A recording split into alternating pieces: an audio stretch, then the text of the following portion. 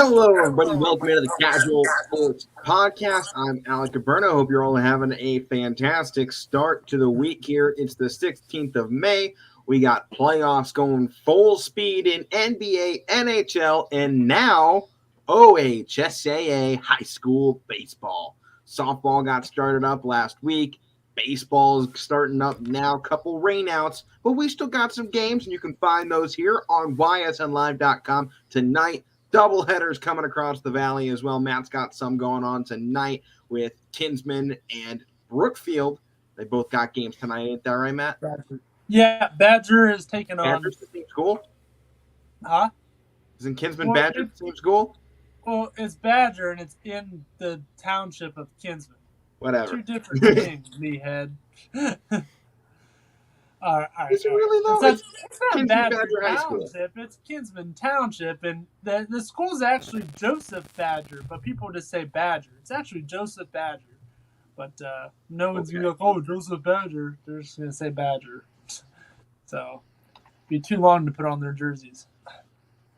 That's why Heartland Christian has it abbreviated. They just have the Lions. Okay, Matt, go ahead and here. Let's start off the show. Enough about the history lesson of Joseph Badger High School. My apologies to all of the Badger Brave fans out there that I dared to say it. Kinsman High School. My apologies.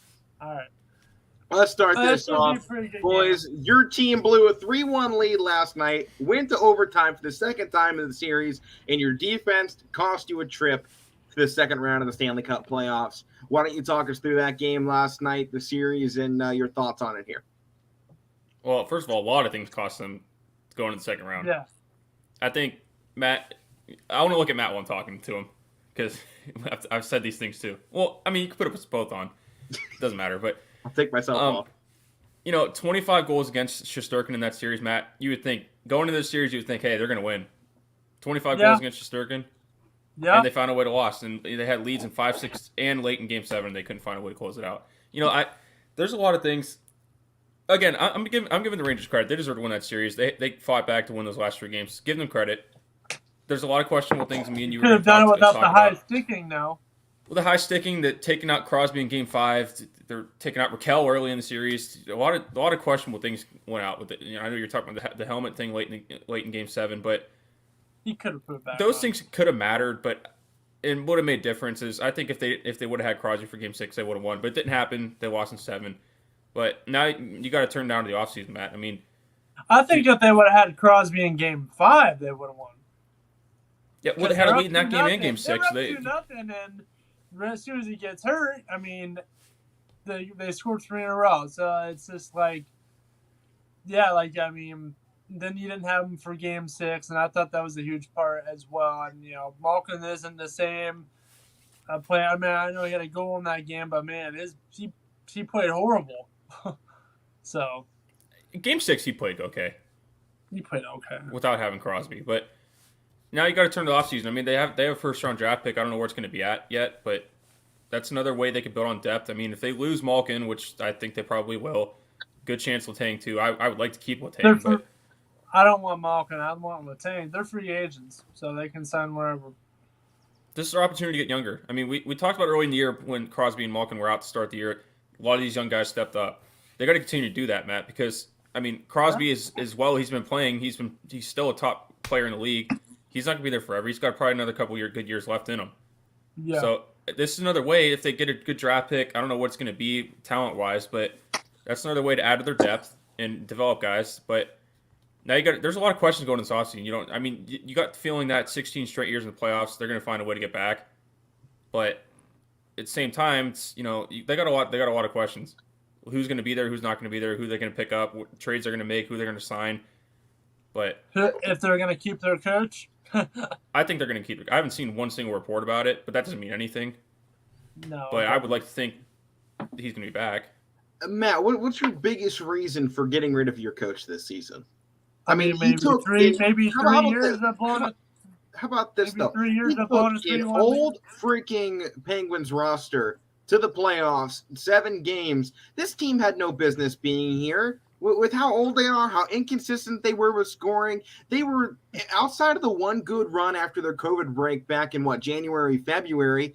they were mediocre the whole season. The fact that this team got to where they were in the playoffs, I think is a testament to what the coaching can be. I think if you guys change your coach, it's going to put you guys into the bottom half of the league for the next 3-4 years. Alec, here's my this isn't really directed to Matt. This is just talking to anybody that's questioning Sullivan. And I know sports are more so what you've done lately, but again, and I often say when you have a coach of his caliber, who are you going to bring in that's better? And it's the same case here. This guy's been here since what? He took over mid-2016, right, Matt? He was there for the first cut, but I think he took in that season. Everything he's done since then, he has all-time wins in the postseason for any Penguins coach in history. In that span, who are you going to bring that's going to be better? Barry Trotz. I don't know if that's likely. I mean, he's one of your most winningest head coaches of all time as well. Yeah. He's only the fourth coach in your history to have over 100 wins. And that came back in 2017. Yeah. Since then, I mean, he's only added on to that. You know, in total in Pittsburgh, he has 297 wins and 156 losses. And now I'm not 100% sure, but 297 wins sounds like you're doing a pretty good job as your head coach, you know? Maybe. Especially since, you know, he's only been there a couple of years. It's not like, you know, he's been hidden out here for the last 20 years or so to get up there. He's had 7 seasons. He took over in 2015. So 2015, 2016 season, they went 33-16. He's never had a losing record. He hasn't ever even been close to 500. And, you know, they haven't done much since the 2 Stanley Cups when he first started. They really haven't gotten out of the first round more than once since then. But, you know, the fact that he came in, you had a perfectly aged roster, and nothing's been done since. That's not the coach. That's your front office not making moves because they're too attached to the past. It's the one problem with Pittsburgh sports. You hang on too long. And that's exactly what happened these last 4 or 5 years with this Pittsburgh Penguin squad. You won your Stanley Cup and you went, oh, well, we still have those guys. We can make another run at some point. No, those guys are past. They traded a lot of those guys. A lot of those guys they had are all gone. You remember Kunitz, Hagelin, Phil Kessel? They're all gone. They all traded them away. So yeah, but keep in mind though, Matt, with those bunch of those guys, they did make moves. But what happens with Kessel and all those guys when they're both there for back-to-back Stanley Cups and they're all playing well? Because we know they were all playing well. What happens when that happens? But guys want paid. You can't keep everybody. Yeah. No. So, no, but I'm just saying we have made moves. We've departed from some people. So I feel like Pittsburgh hangs on too much to, you know, wait for good years. I mean, it's the same thing with the Steelers. I would say the Pirates, but it's been a long time since they won, so I'll give them credit for hanging on to anything they can grab at this point. But, you know, Steelers or Penguins here, both teams give you that same feel of they get something good and then they rest on their laurels for a long time. They don't go out there and try and get everybody that they can and build a super team that Pittsburgh probably should be. You look at what this team is and what it has been kind of in the last 20 years. If there was any team that wanted to make the 20s or the 10s or, you know, these last 20 years and create a dynasty, it was Pittsburgh, and they didn't do it. Yeah, and I agree with you. I agree with you about the thing about a set of players. He has input, sure, but who gets you the players ultimately? And that's your front office. That's where your issues lie the most. And we'll see Matt with that too with the front office. There's a couple we know they have of new things ownership I don't now. like what he does with the rotations. I think he mixes them up too much. I know he goes with the main line with Crosby and Gensel, but I think he screws around too much with the rotations. That's one thing. Because nobody else could score. They had 3 scorers the whole season. I mean, he was trying to find a lineup that could find a way to score. So you're not going to go to the same lineup if they play 40 games and don't score. It's not necessarily about scoring on each rotation. It's about getting the points and getting ready for the next line or defending. Some lines are just meant for defense, so it's different in every line. You have your scoring line, you have your line. Yeah, but every line still needs to be able to attack at some point. Playing defense the whole game, that's how you let up 4 goals and lose. Yeah, well, it's just the way I don't like the way he does it. That's all. Matt, before we move out of the Penguins, Matt, we got to. I know, but he just doesn't change it up, and it's getting old. Well, Matt, send in your resume to the Penguins and see if you can do any better. No, I'm not saying I can do any better. I'm just saying. Well, go ahead, put your hat on the table. No. Matt, before we get out of the Penguins, we got this likely is it for the big three. And I know Alec was just talking about it. I've been critical too. Last night was disappointing. Rangers deserved to win, but in those 16 years, didn't miss the playoffs once. 3 Stanley Cups, 4 trips to the finals. It's getting old. It could have been more, like Alex said. It could have been a dynasty, but that's still pretty darn good for that trio together. I mean, they won 3 Stanley Cups together and got there 4 times, conference finals, never missed the playoffs. No, you can't ask for anything better than that. No. So if this is it, which it likely is, like I said, I would like to keep Letang, but I think it's time to move on from Malkin. But it doesn't seem like they're going to be able to keep both, so this could be it. How much longer do you think Crosby plays, too? I mean, that might be the biggest question mark in the offseason. I mean, those hits he's sustained in these playoff series. Yeah, he's playing good. He's still playing great. He's 34 years old. He's been in this for, almost, 17 years? Yeah, 2004, 5, He's been here a while, and, hockey players can only last so long. It's just the thing. I think it's the same where thing you're not getting that heavy contact every day. This is the NHL where you're getting rocked. And he's gotten rocked in those 17 years. I'm not comparing him to what Tom Brady's done because nobody can do what he does. But it's at the point where, he's getting older. But, as long as he's still playing, Matt, because we've seen, especially in just that series, we saw some of the goals he was able to put off. That's vintage Sidney Crosby. That spinning goal he was able to get in fast break and he wrist shots, that's vintage Sidney. And he's still able to do that. He deflects a lot into. So he's one of the best. He's still one of the top passers in the league. That's what his game is, Matt, setting people up. Yeah. But I think if it's the same thing with Brady, if you're still playing that good, why let it go? Is what I'm saying. Yeah, I mean, right now his current contract runs to the end of the 25 season, so that would be right before his 38th birthday. So he'll probably finish out this contract, but I guess that opens the door. I mean, obviously he still is one of the top. One of the top players, not the top anymore, probably not top 5. But, I mean, he's still up there for one of the better players in the NBA today, or NHL, pardon me. Would you guys want to try and move on, or do you just want to let him sit out the rest of his career here? No, he needs to finish with Pittsburgh, absolutely. He'll finish with Pittsburgh. One of the greatest athletes ever had. Not just the Penguins in Pittsburgh put it out sport. there. All right. Other game from yesterday here as we go a little bit deeper on the Penguins, but Stars, Flames, it also went to overtime. Flames came out on top thanks to the second period in which they were able to tie the game up at 2 apiece. They got the one important one in overtime. What were your guys' thoughts and takeaways from this Calgary-Dallas series? A lot, to be honest. On the part of Dallas, especially. Dallas was really good. Calgary's probably overrated, which Matt already knew coming into this. Yeah, and I think I picked Dallas in 5, and I was like, they went up 2-1 in this year. I was like, they got a chance to win this. And I know last night they had a lead early. They struggled with them doesn't really show me. And Dallas was one of the last teams to get in. But I'm not saying Dallas was a bad team, but I mean, they struggled with them, and they should have put them away. You're really that good? Put them away like Colorado did with Nashville. Well, I think the thing is though, Matt, with Dallas is and we've seen this in the NBA with these playing teams. They get in these first round matchups against higher seeded teams. They give them a battle. I think you saw the same thing with Dallas. They were fighting for the last couple weeks. The Capitals gave Florida a run for their money too over on the other side. The only team that didn't have a run for their money was Colorado. Yeah, Boston gave Carolina a run, so it was really a very similar story in pretty much every bracket. I mean, both sides of the bottom half of the bracket, Carolina and Boston was 4-3. New York Rangers and Pens were 4-3. Oilers got it 4-3. Calgary got it 4-3. Florida got it 4-2. St. Louis got it 4-2. Tampa Bay somehow made the comeback and won it 4-3, by the way. Because got to mention that one in there from Saturday's game. Somehow they make it back. I'm not even sure at this point. It looked like the Maple Leafs had their number, but we forgot to take into account the fact that Toronto is the biggest choke artist in the history of the NHL. Could be in the 4 major sports. Could be. In the 4 major sports, yeah, they're up there.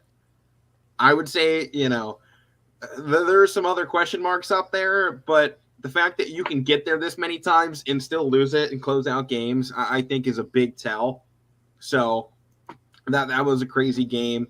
And the Oilers pull off a good win. I mean, they got 2-0 over the Kings on Saturday night. What were you guys' thoughts from this, really just from this whole first round of the playoffs?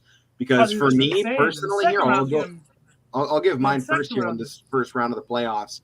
I really thought that this just set the table for what should be probably the best Stanley Cup playoffs ever of all time. I mean, with this first round, pretty much everything going to 7, I think it showed we have a lot of even teams out here, and I don't think there's a clear favorite.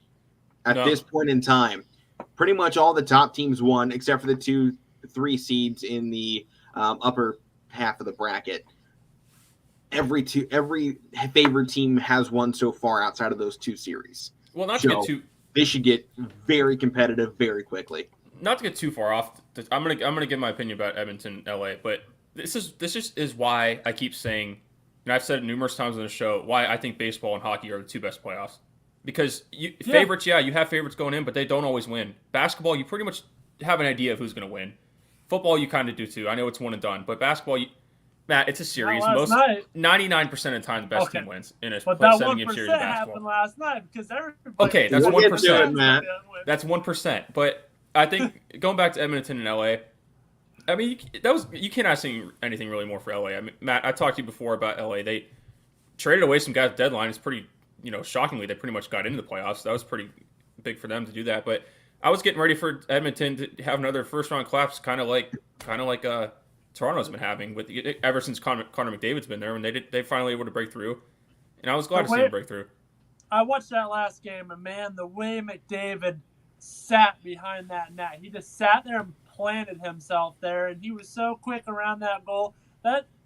What's his name? The Kings. Quick, right? Quick Quick was not even quick. I mean, this dude was like, what the hell happened? Like, where did he come from? Like, him and Kane, man. Kane is a heck of a player, too. They look slick out there together. This team is a sick team to watch. I just like that. I don't know why, but they have those gaudy orange uniforms, and I like them, man. They're cool. I like them. Matt goes I don't really usually go for that gaudy orange, but I don't know. I like it in hockey. It's not really all orange. It's like white and orange. They have orange and blue too. I'm a uniform guy. I can get behind that. Yeah. I might get a shirt or something. I don't know. Matt's going off about his shopping sprees again here. All right. Well, coming into the second round of the playoffs, going into tonight, we got 2 games, Lightning and Panthers, game 1, in Blues and Avalanche, game 1. So let's start it here. Lightning, Panthers.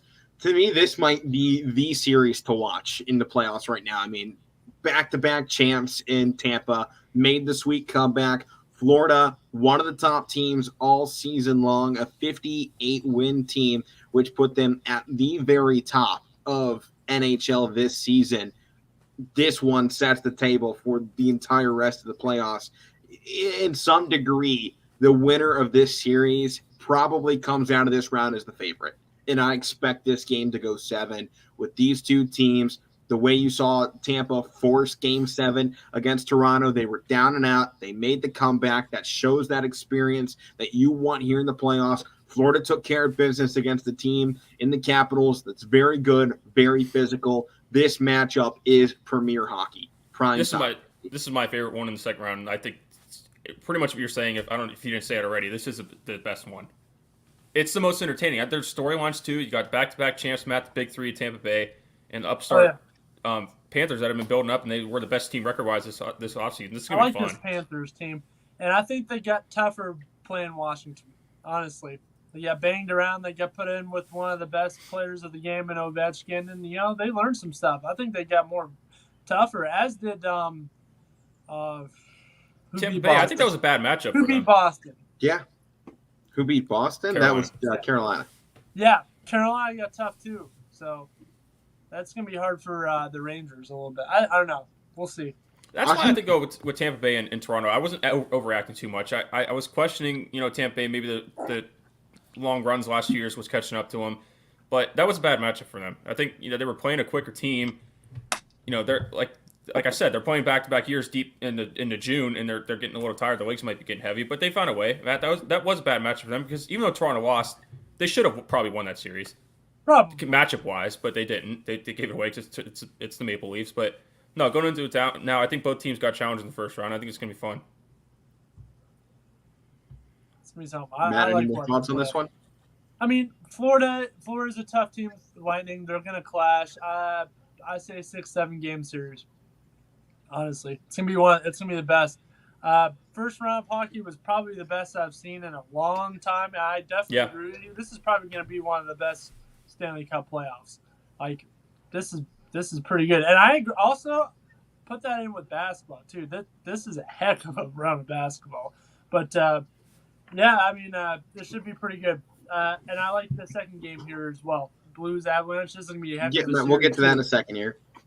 Yeah, we'll get to that one. But predictions here for Panthers and Tampa Bay. Matt, why don't we start you off? You said 6-7 games. Who's it going to? This is tough. I'm gonna go Florida. I don't know. I feel something. Tampa could very well take it. I'm just feeling Florida right now. I say Florida in 7, honestly. All right, Mike? I think the experience with Washington kind of, that's what challenged the Panthers coming into that first round series. And I think it could challenge them again. I'm going to pick Tampa Bay in 6. I think that experience of winning back-to-back cups with Stamkos, Vasilevsky, and who's the third one, Matt? Stamkos, Vasilevsky, and I'm drawing a blank. I'm gonna look. But anyway, yeah, I think that's going to outweigh it too. So I'm going Tampa in 6. All right, my side here, I'm going Tampa as well. I mean, we counted them out time after time against Toronto. I know they struggled a lot in this series all throughout, but the fact that they were able to come through here, find the way to win it, they're going up against the Panthers, who also had a physical series. Give credit to what they did and their ability to win that in just 6 games, where a lot of teams, it took 7 to put people away in that first round. But I think coming out of this one, Tampa Bay's just got a different mindset. I like what they're bringing in here. They bring that experience. We talked about it time and time again, making these runs. I got Tampa Bay taking this one, but after the first round it's got to be 7. So I got Tampa Bay in 7. At this point, if a series doesn't go to 7, I'm surprised. That's by the way, Matt, very good outtake there. I like that. It's going 7. I know that. It's going 7. I don't know who's winning it, but I know it's going the distance. Oh yeah. Nikita Kucherov, by the way, Matt. That's one I forgot. Huh? Nikita Kucherov. That's one I forgot. Victor Hedman's good too. Well, they're big 3. I mean, that's their big 3. Okay. But yeah, I really want to pick 7, but I feel like even in basketball, sometimes I'm like, this series is definitely going 7, and most of the time when I say it doesn't. Right. But I agree with you guys. After that first round, I want another game 7, and that'd be good for Tampa Bay. If they won the series in 7, that'd be 2 straight series they won on the road in a game 7. That'd be. We had like 7 game 7s over the weekend with basketball and yeah, insane. I love it. I love All right, other series here: the St. Louis Blue taking on the Avalanche of Colorado, the only team to earn themselves a sweep in the first round. Matt, why don't you start us off here? What are your thoughts on this series? How's it going? I definitely think it's going to be way more competitive. Avalanche is not going to sweep them.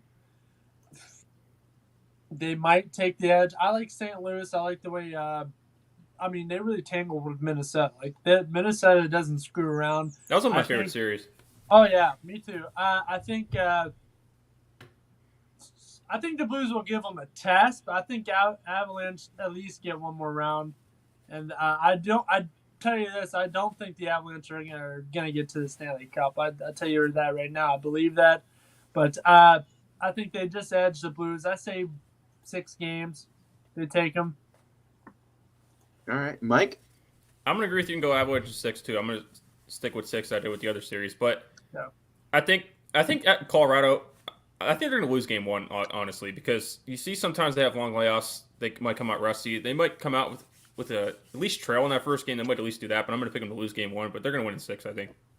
Oh, yeah. You're right. On my side of this one, I was liking the 6 at first, but I think I'm going to go a little ballsy. Take this one in 5. This is a really, really great matchup. But Colorado, man, they've just had so much time to relax, and you had St. Louis going in a tough matchup against the Minnesota Wild, a team that really in paper kind of matches up a lot in a lot of similar aspects to the Avalanche, especially when you look at those differentials. I know the numbers look like they're a bit separated, but goals for between these 3 teams, the Avalanche, Wild, and Blues, are all with like 2 of each other. goals against are pretty much in the same wheelhouse. So you're bringing in basically a little bit more difficult of a series than the Blues saw last time. They're coming off such a physical matchup there. I think they're going to be flat out exhausted to go in here to Colorado. I like the Avalanche. I'll take this one in 5 games to Colorado. Colorado puts a lot of shots on goal, too. And I just feel like if there's going to be any team that's going to it's the team that went with the sweep in the first round. They just have the momentum, and we know that they can win 4 games in a row. I don't know that from any other team that they can put back-to-back wins together more than 2. Hey, Matt, that's the one thing that's eating me up here. That's an overwhelming team, and I've realized that a lot. Like, especially when they played Pittsburgh, because Pittsburgh. Well, first of all, Pittsburgh can't play defense, so yeah, they gave them a run. But I mean, even with teams that are like a top defensive team, like St. Louis is good, and Edmonton is good. Like it's like they erase it. Like it's like who cares? For the best offensive team. So I think too, Matt. The big thing is Colorado has Nathan McKinnon too. McKinnon is sick. So is Rantanen. Yeah, that dude's sick too. 32 goals this season. Yeah, for McKinnon, that's a big thing when you're trying to decide. He's a top tier player in this league. How old is he? 88 points this year too. All right, well, let's transfer out here to the NHL. We'll talk about it more as the week goes on. The series gets deeper, but let's head into the NBA playoffs here as we're coming down to it. Semifinals are here for each of our conferences, and we might have the best 4 teams to be playing in this one in a long time. Oh. We got Miami and Boston on one side and Golden State and Dallas on the other. Now, coming into tonight, no games on, so we'll talk a little bit about the series that just wrapped in Celtics and Bucks.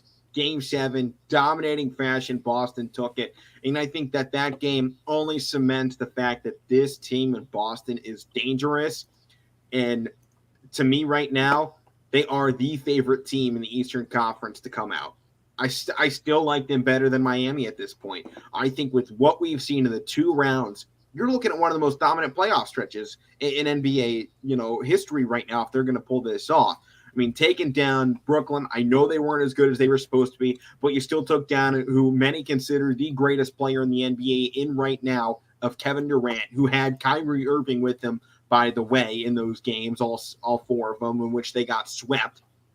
You then go into the second round against your reigning champions and maybe another guy in question for the greatest player in the NBA right now who put up historic numbers in the 7-game series, and Boston still found a way to win. Now they're going up against the team that had the second best record in the NBA, who so far has looked pretty good in the playoffs, and they're a team that has been to the NBA Finals just a couple of years ago. They got a much better roster, multiple All-Stars, Hall of Famers on that team.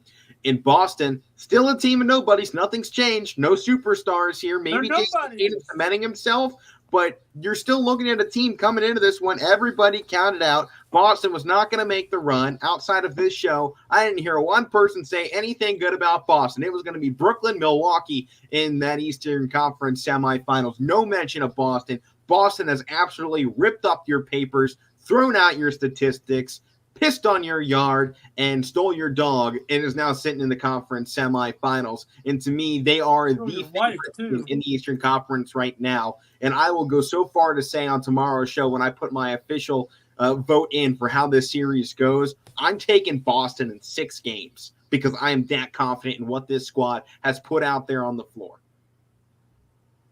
And they need to finish it off in Boston in Game 6 because I'm not playing in Miami on Game 7. Not happening. Not happening. Seems like you had something to say, so I'll let you go. Last time. Oof. Yeah, you don't play Game 7 in Miami and expect to win. Nope. Matt, it seems like you had something to say. I don't know. I like Boston, but I like Miami. I don't mind. I got Boston and Miami stuff in my closet like right now. So why don't you go first? You got Boston gear, Matt? I got a Larry Bird jersey. Okay. I was like, where were you? You repping from Boston? The Clevelander, you cannot like Boston Celtics basketball unless you go ancient Boston basketball. Yeah. Like if you have any Boston gear from the 2000s, I'm disowning you as a Oh, Cavalier. heck no. Do you think I'm going to have a Paul Pierce jersey in there? No. Rajon Rondo, that's who you're repping. Okay, I don't care for Paul Pierce, but I did like those teams though. No.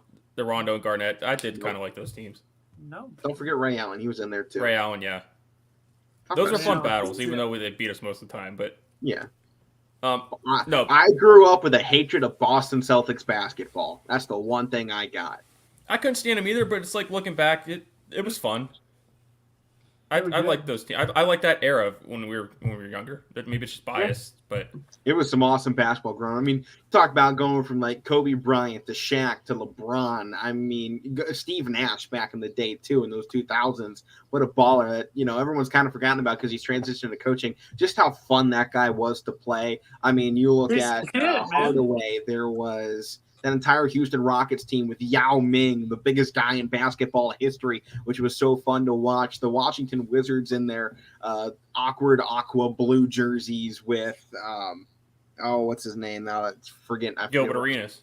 Yeah, Gilbert Arenas just balling all the time. I mean, you had the awesome Toronto Raptors and, their fun jerseys and those teams. Chris Bosh and Vince Carter. Chris Bosh, Dwayne Wade, Vince Carter, all in the NBA. How about, Denver Carmelo? That guy was a baller. Vince Carter Nets with Jason Kidd. Those are Nets I remember. Jason Kidd, man.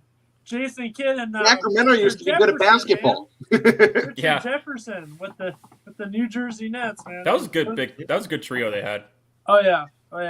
But well, let's get this in here. What are you guys' thoughts on these last NBA series that wrapped up? Whether it's Miami, Philly, Milwaukee, Boston, Golden State, Memphis, or Phoenix, Dallas. I really like what you said in the group chat yesterday about you got your old teams, like your old veteran teams with Miami because Jimmy Butler and Oladipo and Kyle Lowry, and of course Golden State with Stephen Curry and Klay Thompson and Draymond. Then you got your young gun teams with Dallas, got Luka. Spencer Dinwiddie was awesome yesterday, man. I'm happy he went off.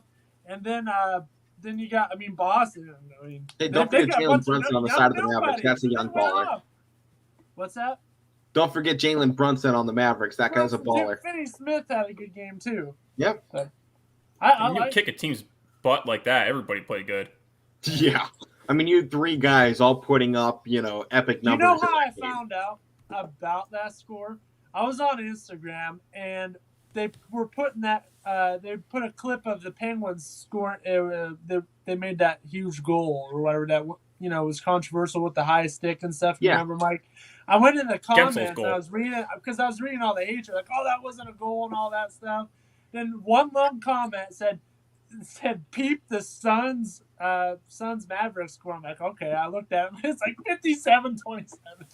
Like, oh I was like last night. I got to the point. I'm like, I saw the Mavs Suns game had started. I was gonna check in and turn it on, so I go online and see what channel it is, and I just type in the game, and it's halftime. And the Suns are absolutely getting ripped a new one because it was 57-27 at halftime. And I went, well, I guess I don't need to watch this one. Well, my buddy, Matt, I used to work at the pharmacy with, he's a Penguins fan and a Mavericks fan. So he's trying to watch both games. And I was talking to him last night as the third period was starting. And, he was watching the Penguins game. And he was like, dude, I just flipped on the score. He's like, my Mavericks are kicking, like, Phoenix's butts. I was like, what's the score? He's like, they're up like 40. I was like, what? Yeah. So I turned it on. I was like, I can't believe it.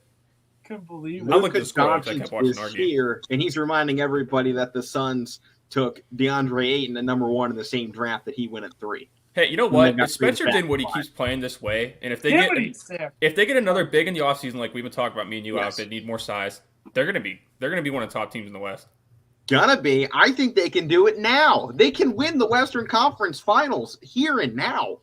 And, as much as I talk about the great run on the other side from Boston, Dallas has one that's, trailing right behind it. I mean, Utah is not the same team as Brooklyn is. If Brooklyn and Utah win the 7-game series, I'd probably take the Nets in that one because Kevin Durant is the X factor, and so is Kyrie Irving, who can, finish off any games when he may please. We're talking about taking down the number 1 team in back-to-back seasons in the Phoenix Suns with, a guaranteed Hall of Famer at the point guard spot in both teams there. By the way, with Golden State and Phoenix, if they can do that, I mean, I'm telling you, the series right now that needs to happen in the NBA Finals is Dallas and Boston. The new era is upon us. The 20s are being taken over by the young guys, and the NBA is in a new era. That would be This sick, is though. basketball that we won. This Well, I'm is the just saying- parity people have been yelling for. This is going to kill super teams. I I'm saying think- it right now. This era is killing super teams because what did they do in these playoffs? Lakers didn't even make it. Nets, a seven seed that did nothing.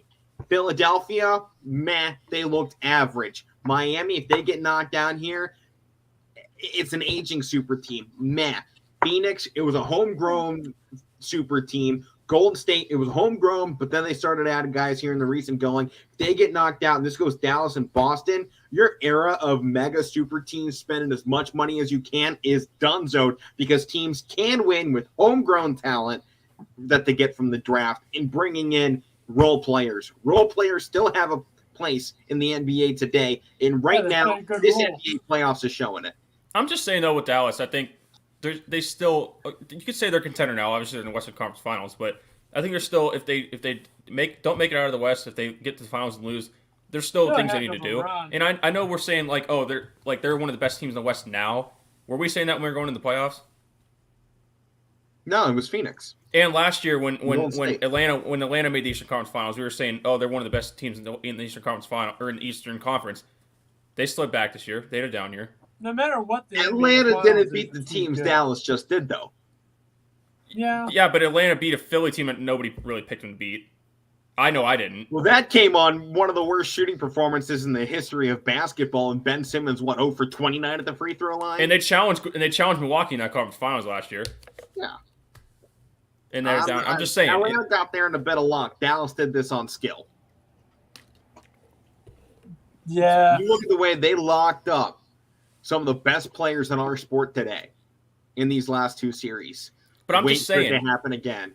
You know, this game isn't today. It's 2 days away, so we'll talk about it on Wednesday's show. But I'm gonna tell you right now, I'm taking Dallas in that series. I'm putting the Boston-Dallas finals together, and I got Dallas taking this in 6 games. I'm just saying though. One more thing with Dallas. I like Dallas. I'm not trying to bash them or anything. But what were we saying the first? I know things change as the series goes on. But what were we saying those first 2 games of the Phoenix series? They need to change a lot of things. They're not going to beat Phoenix. And now we're sitting here acting like they're the best team in the West. We just saw that they can be, though. So that's I the got thing. Golden We State know in this 6. team is there. They were able to turn things around and find a way to dominate Phoenix despite the problems that we pointed out with them. They still went into that final game and just barely out-rebounded the Suns and won by 33 points. This team figured it out, and that's the biggest thing to me. Jason Kidd is an elite coach. They have elite coaching. They have Luka Doncic, who is the future of the NBA, as we know it. This next decade belongs to Doncic, most likely. Guess who fired His era. Jason Kidd? Yeah. Guess who fired Every era Jason we've had that guy. It was Kobe, or it was Michael in the 90s, Kobe in the 2000s, LeBron and Steph pretty much, I'll say, shared the 10s. Here in the 20s, it's got to be somebody else, and I don't think it's Durant. I don't think it is Giannis. I don't think it's Jimmy Butler. I don't think it's Devin Booker. I don't think it's Jason Tatum. I don't think it's Joel Embiid. I think it's this man, Luka Doncic. Melo Ball. You know, Maybe- he's not maybe. a bad pick for a guy. If Charlotte wants to do something, they got the guy at the helm. Ball is a great player. We forget about John Morant too. John Morant, you know what? From what I saw with Memphis, Hey, no, John Morant, how about this Anthony ain't his Edwards, era. though, man? It's not his era in Memphis, at least. Anthony Edwards. Maybe. I love Anthony Edwards, and I love the Minnesota Timbs, but they're about as much of a choke artist as Toronto Maple Leafs are. They don't do anything when they get to the playoffs. They hardly get to the playoffs. So I'm just putting this here. This is the Mavericks bracket to lose. Because they got the cards in their favor right now. They're going up against a Golden State team that I think they probably should be the favorites in. I mean, you look at matchups, and outside of Curry, I think the Mavericks have the better matchups. I don't think I agree with that. I don't agree with that.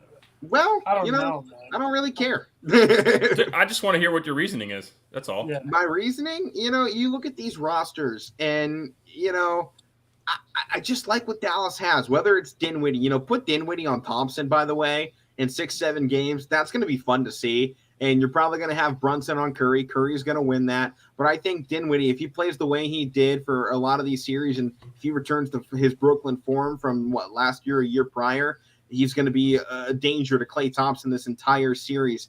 I like Luka better than Andrew Wiggins. I like those matchups in there. Those are the big three that I'm really looking at. And I mean, Reggie Bullock, he's a good defender. He's fine. Neither team here has a amazing lockdown center, so I'm not really worried about the bigs here. I mean, Kavon Looney, give credit to him for that last game pulling down 22 boards. That is not never an occurrence from that old dude. I mean, I know he ain't that old. He's only 26, but it feels like he's been here for a long freaking time. Yeah, he feels like he's been here for a long time. That was probably the best night in his career, and it's probably not going to get much better. Draymond Green, the dude's shaky.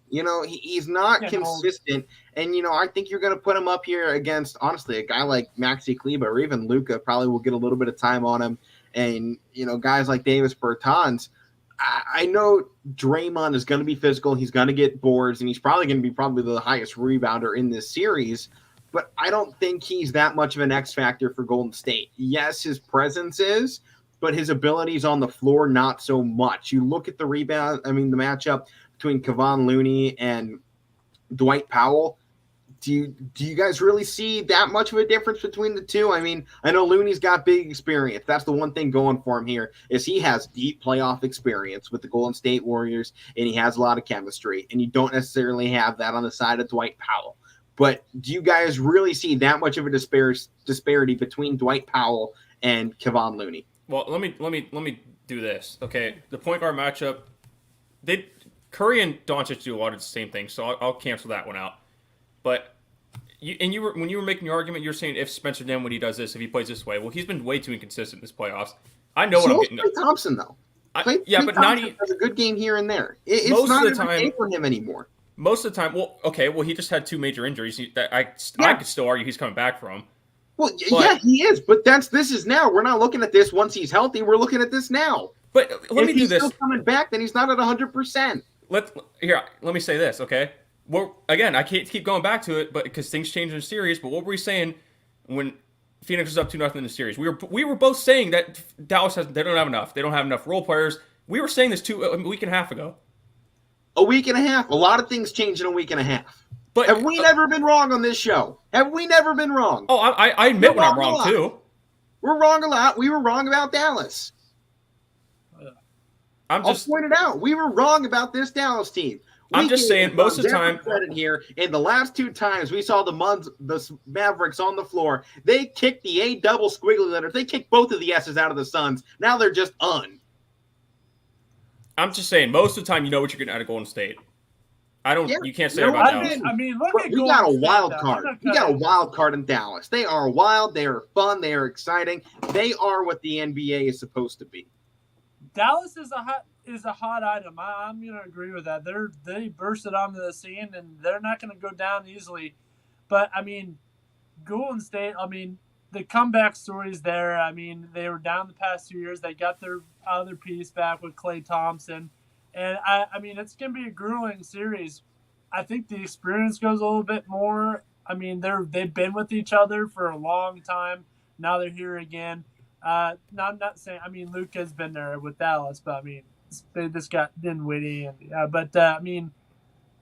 don't know. I'm kind of leaning towards experience, but, that hasn't shown anything so far because, the Brooklyn Nets had experience and they got their butts kicked. So how about the fact that the Bucks did? Bucks had all the playoff experience you could ask for. I know. And a team of guys with no experience and no depth beat them. I know. I just feel Boston has no playoff experience. Some of those guys don't. Not good experience. Most of them do. Jason Tatum's been like 3 Game 7s. Dallas does. Both teams are first, second round exits every year for the last 3-4. Boston was in some Eastern Conference. Jason Tatum's been in 2 conferences in like 5 years. Yeah. When LeBron was in Cleveland was the last time they were really meaningful. No, they When count Kyrie that bubble was year. playing He with was. Boston. They count that bubble year. He was in the conference finals that year. That was only like 4 That's years a weird. ago. That's a It weird. was only 4 years ago. In sports, 4 is a long time, Matt. I know, Come on. I know. But still. You can't tell me 4 years in sports ain't a long time. 4 years ago, Zeke Elliott was supposed to be the best running back in football. So was Todd Gurley. But I'm not going to sit here and act like Boston's this brand new up and coming young team. They've had most of these guys for 5, 6, 7 years. New up and coming. I'm saying that they don't have a lot of deep experience that's meaningful in front of big fans, going into game 7s with 20,000 plus people in an arena screaming at them. When they were in the bubble and made a deep run, they did it in front of absolutely nobody. Let's but talk their about the next friends. series. But wait, they are playing in Boston pretty much every night. The place is sold out, so it's not actually them playing big crowds. And they've had a home play game 7. Crowds against them in big games. That is what I'm talking about. I don't know. The one thing for me in this one especially is depth. Golden State, they've made it just fine so far, but they've been running 6-man rotations. Jordan Poole is their only guy really coming off the bench. That's going to eat them up. Yeah, and I'd like to see them. I agree with that. I'd like to see them play like guys like Bielitsa a little bit more. I think he can like cancel out a little bit with what Cleveland does. Otto Anderson. That guy was going off at one point in the early parts of the season. He's completely fallen off their rosters. Yeah. You know, they have depth. That's when they were in the long series against Memphis. They went deep into their rotations. They went a full rotation in that game because they were struggling. We know they got guys back there. And the one thing for me is Steve Kerr is being too reliant on the guys he knows that show up in playoffs. And I think it's going to hurt them when they come down to a game and there's an injury. And I have a feeling. And I think the matchups are too similar to go back and forth and say either team really has a superstar advantage in this one. That's my only thing. All right. So let's get out of the NBA. We'll go back to when we got games on tomorrow. Into baseball we go here the last 12 minutes of the show. Guys, what are your thoughts right now on baseball? If you guys want my I put out a new power rankings today for Major League Baseball, and top 10 teams follow as this. This was on my Twitter at Alec Caverna. It was Houston Astros, number 1 team in baseball. Yankees are second, power rankings-wise. Angels third, Dodgers fourth, Mets fifth, Cardinals sixth, Padres seventh, Brewers 8, Rays 9, and Giants at 10. There's nothing that really jumps out that I would disagree with that. Well, I think right now we're in such a weird standstill in baseball. Every team is about running 500 in their last 10 games. No one is on a big win streak somehow, and no one outside of Houston has really done anything in their last 10 games. We're in such a stalemate going in here through mid-May. Yeah, I think you're going to get to that point where all these teams jumped out to big leads and they got to cool down a little bit. Kind of what you say, the schedule evens out. That's going to get to that point. Yeah, there's a lot. That's where we are right now. We're at this teeter-totter before something explodes going into the All-Star break here in, a month and a half, 2 months, I think.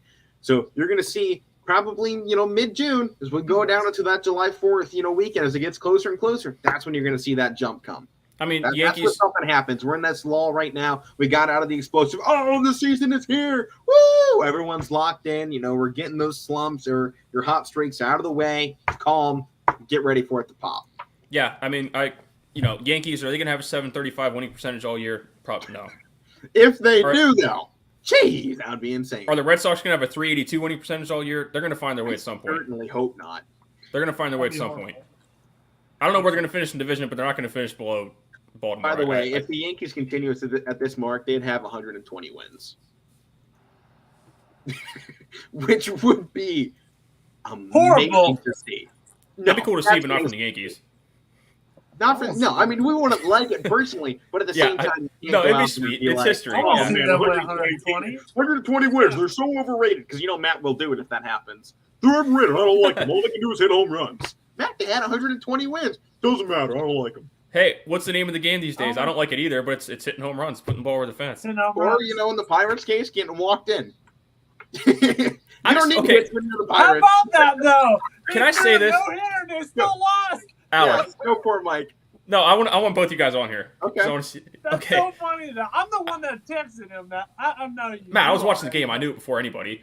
Yeah, I watched literally every pitch of that game yesterday. Because it would again, people like runs in baseball these days, but it was nothing. watched Both everybody. pitchers were on it. Jose Quintana and Hunter Green. That was a good matchup.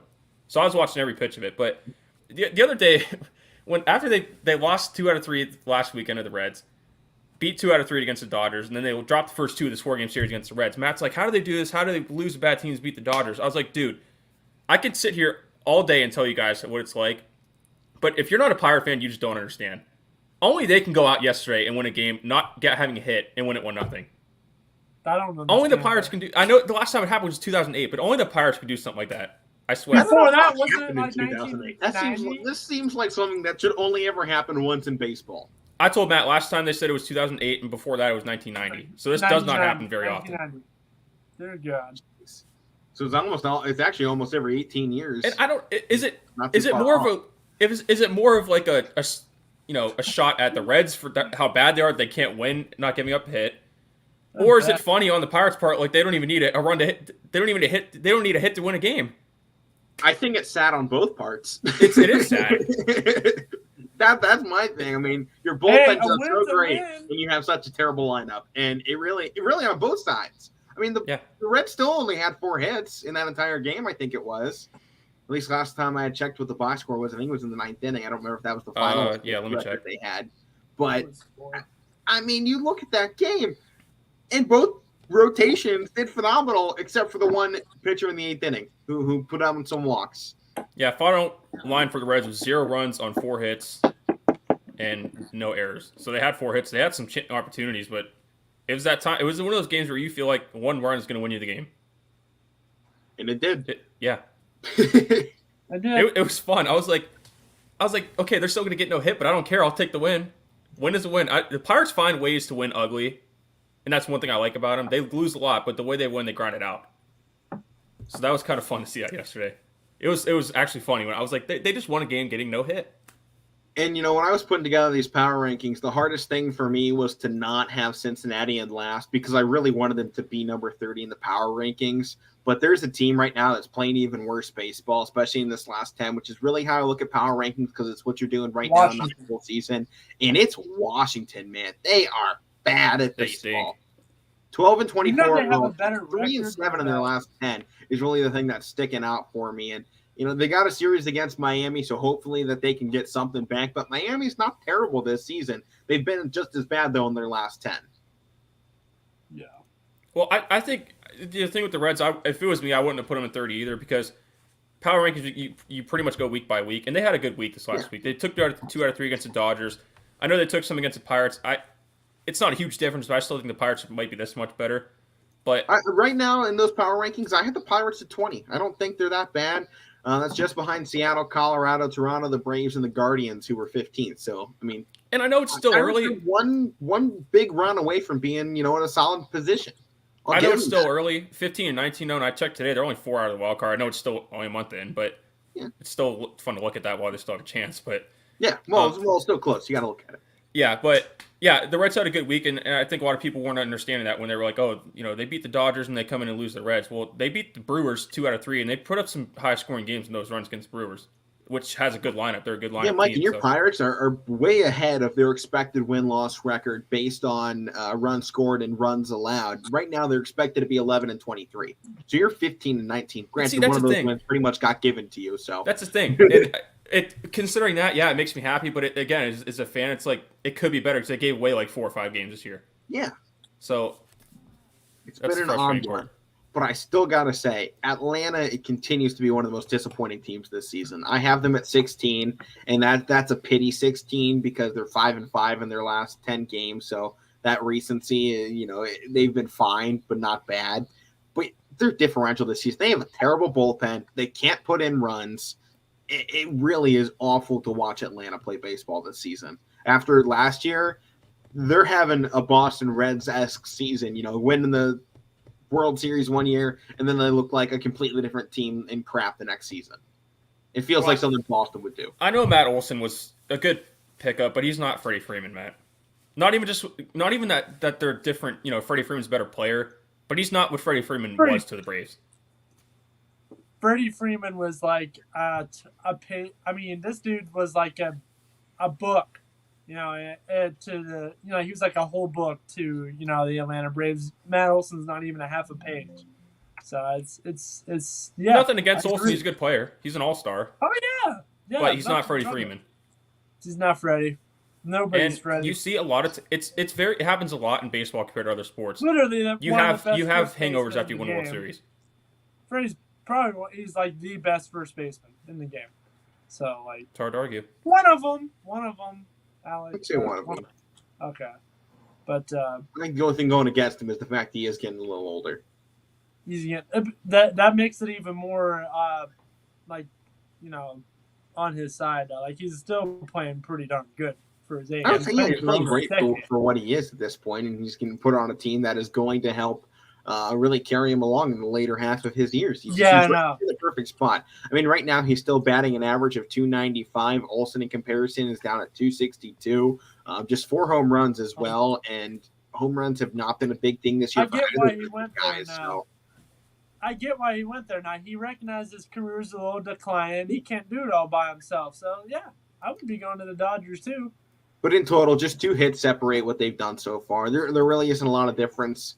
It does feel like Atlanta, they picked up a carbon copy of what Freeman was. I mean, Matt Olson is to a T exactly what Freddie Freeman was baseball-wise. Off the field, locker room, leadership, I don't know none of that. I ain't in the locker room. I don't know the guy. But on the field, what he does, it's a carbon copy of Freeman. Yeah. Oh, yeah. I thought it was a good replacement, but that will nearly do it here for the show. Just got 2 more things to mention. Albert Pujols last night became just the second player in baseball history to have at least 600 home runs in their career and have pitched in a game, and he's only sitting next to Babe Ruth. Babe Ruth is the only other guy who can put that up. Just have to point that. And then, Matt, go ahead, give out highlight of the week here for the show. Beast of the week? Oh. No, yeah, Beast of the Week. Sorry, wrong one. It was actually I was actually going to give it to Albert Pujols. I know he gave up a pair of home runs, but that's still pretty cool. It was either going to be Albert Pujols or Spencer Dinwiddie. I'd probably go with Pujols. That's still awesome. And Jake Gensel's goal, that soccer skill, that was sick. That was pretty I'd give an honorable mention out there as well to Klay Thompson, by the way. Yeah. Just dropping tons of threes in that final close of the game on Saturday. I try to give it to, I know Thompson. I'd probably, in this case, I'd give it to Thompson because he hasn't played in 2 years. But I try to give it to the lesser name people, like. Yeah, like Albert Pujols. Yeah. I mean, the guy's almost. How is Albert Pujols a lesser name? He's one of the only guys in baseball with over 600 home runs. The guy's an old guy. The guy's 42 years old, though. It don't matter. All right, that does it here for the show. Power Hour coming up next. Playoff baseball on the network tonight. Tune in. I'm Alec. That's Matt. That's Mike. We've yelled at each other enough. We'll see you tomorrow.